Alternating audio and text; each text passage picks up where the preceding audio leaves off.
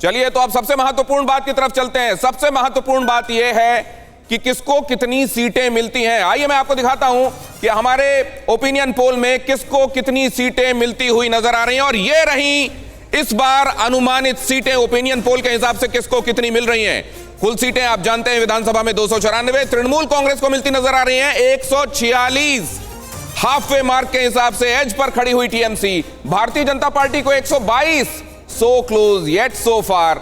Left और कांग्रेस 23 और अन्य के खाते में 3 सीटें जाती हुई नजर आ रही है। 146 तृणमूल कांग्रेस, भारतीय जनता पार्टी 122, लेफ्ट और कांग्रेस 23 और अन्य के खाते में 3 सीटें जाती हुई नजर आ रही हैं। और अगर अब इन अनुमानित सीटों को 2016 में मिली हुई सीटों के साथ आप कंपेयर करेंगे तो घटबढ़ क्या नजर आती है उस तरफ भी हम आपको लेकर चलते हैं।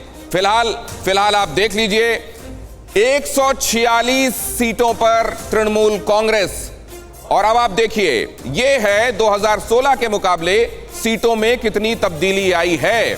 2016 और 2021 के अनुमानों में अंतर। तृणमूल कांग्रेस 2011 से 146 पर आई है, मतलब 65 का नुकसान उसका होता हुआ नजर आ रहा है। भारतीय जनता पार्टी ये 3 से 122 पर पहुंचते नजर आ रहे हैं, मतलब 119 का फायदा इनको होता हुआ नजर आ रहा है, बहुत बड़ा फायदा।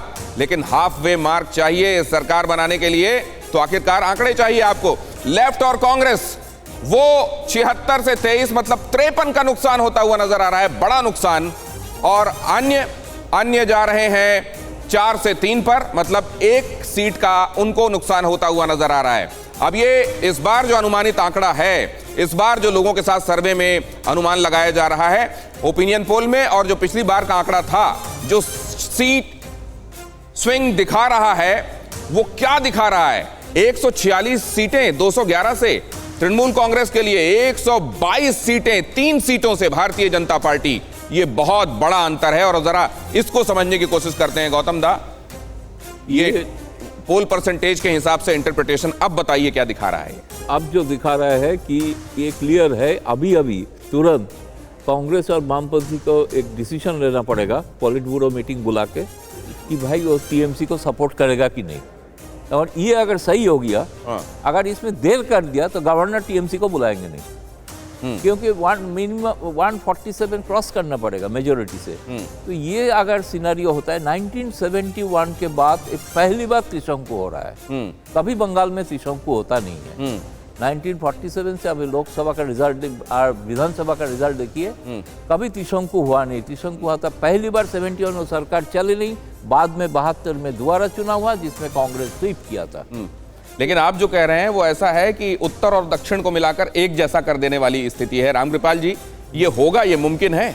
पॉलिट ब्यूरो की ये मीटिंग बुलाई जाएगी, वो नतीजा निकलेगा जो गौतम दा कह रहे हैं? देखिए, आप ये एक चीज को देख लीजिए, जो मैं कह रहा था कि क्षेत्रीयता आज भी है और हमेशा रहेगी, अस्मिता और सारी चीजें, लेकिन उसकी परिभाषा अंदर ही अंदर बदल रही है। अब आप यूँ समझ लीजिए कि क्षेत्रीय जो समस्याएं व्यक्तिगत रूप से किसी की है, चाहे वो रोजगार की समस्या हो, उसका समाधान राष्ट्रीय और अंतर्राष्ट्रीय स्तर पर है, क्षेत्रीय स्तर पर नहीं। आप समझ लीजिए, तो एक्सेप्टेंस बढ़ रहा है। दूसरी तरफ एक बात आप जान लीजिए कि एक पार्टी जो सिंगल डिजिट से 3 डिजिट में जा रही है, डबल डिजिट भी छोड़ दीजिए, क्रॉस कर ली, बहुत बड़ी चीज है ये। देखिए, सिर्फ ये कहना कि कौन सत्ता में आएगा नहीं आएगा, तो 2 मई को पता चल जाएगा। लेकिन आप ट्रेंड देख लीजिए, ट्रेंड क्या है। 3 से 122 अगर आप दिखा रहे हैं, मैं मान लूँ इस बात को, तो आप कल्पना कर सकते हैं, वो भी बंगाल जैसी स्टेट में, असम में, बंगाल में, और जिस तरह से ग्रोथ हो रही है। हैदराबाद का चुनाव आप उठा के देख लीजिए।